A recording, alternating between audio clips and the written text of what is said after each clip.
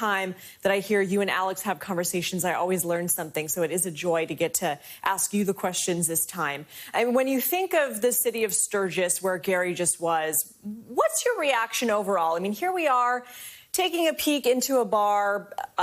Nobody's really wearing masks. People are sharing drinks.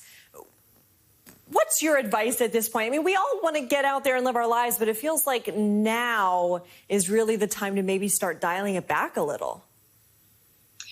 Well, the time to start dialing it back a little was a year and a half ago. And when I see this, frankly, it's horrifying. We know what prevents COVID. We just saw this case in Provincetown, Massachusetts, where 95% of the population is vaccinated. But when the size of the town balloons and people are coming from everywhere in the country, this is the super spreader of super spreader events. And I worry for all the people there who are not vaccinated, who have a much, much higher risk of getting very ill, hospitalized, or dying. And I worry about the children in that town who really are subject to the choices that we adults make.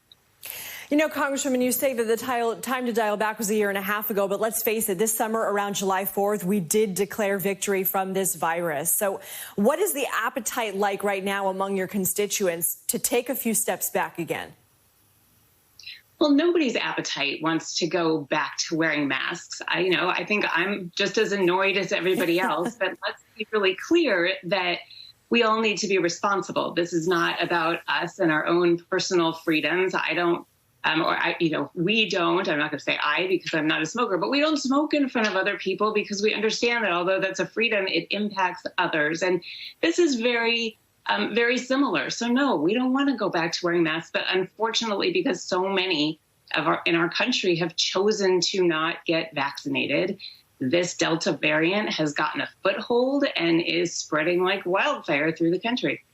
And I want to talk to you about the effect also on kids. I mean, right now, according to a new report in Forbes, the number of children who are contracting coronavirus has increased fivefold since the end of June, with an 84% jump in just the last week alone. Bloom Business Week also has a cover story about how kids are getting sick. So what's happening here? I mean, is COVID more of a serious threat to kids than we first thought? And, you know, we heard Vaughn saying it could take months to get that EUA. Is that the timeline that you believe is accurate as well? So first, with regard to the timeline, I have heard that same timeline and find it very, very frustrating, especially with a vaccine that has been proven so safe and so effective, and that we are talking about emergency use. And as the emergency escalates, there should be more urgency with getting FDA approval or EUA for children. With regard to what puts them at risk, the more people get this, the more we learn and the more we see hospitalized. And again, children under 12, they don't even have an option of getting vaccinated. We don't know yet if this variant is more dangerous. There is some evidence that it is, though. So if you have the combination of more contagious and more dangerous, that's really, it's worrisome for this pediatrician. And I think it should worry families, particularly those with children under 12 who don't even have the option of being vaccinated. I mean, just like you mentioned, we're worried about our kids. Schools are going back into session right now across the country. There's this big debate over mask mandates. And I want to play for you something that Republican Congressman Madison Cawthorn recently said about a school mask mandate during a school board meeting in North Carolina. You have sacrificed the social, emotional, and psychological development of our children on the altar of wokeness. Forcing our children to wear masks is nothing short of psychological child abuse, period. I mean, first of all, what's your response to that? And, like that mother that Vaughn interviewed, would you feel comfortable sending your patients, your kids, to school with other unmasked children? Well, first of all, let me just say that what he said is absolutely absurd. He's not following the science, and he is putting people in his district and across the country who are listening to him at high risk. We know that masks work. We know we need to protect our children. Yes, there should be in-classroom mandates for mask wearing, but let's also be clear that when you have a variant that is this contagious, the plain old cloth mask is unlikely to really be sufficient. That for those who can fit in KN95 masks and have access to those, that's what they should be wearing.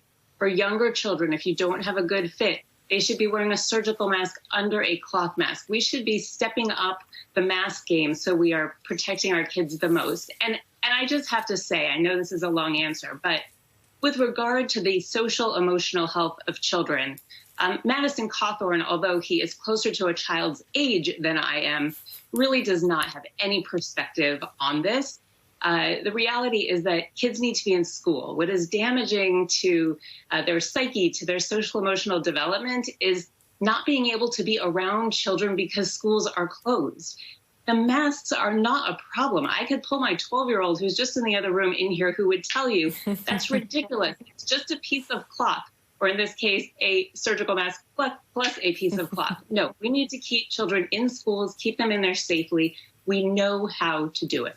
How about we get your 12-year-old on next weekend? All right, Congresswoman Kim Schreier with the mic drop there. Thank you so much for joining us. Thank you. And big new revelations about the former president and his push to overturn the election. It involves some fresh testimony heard by senators this weekend.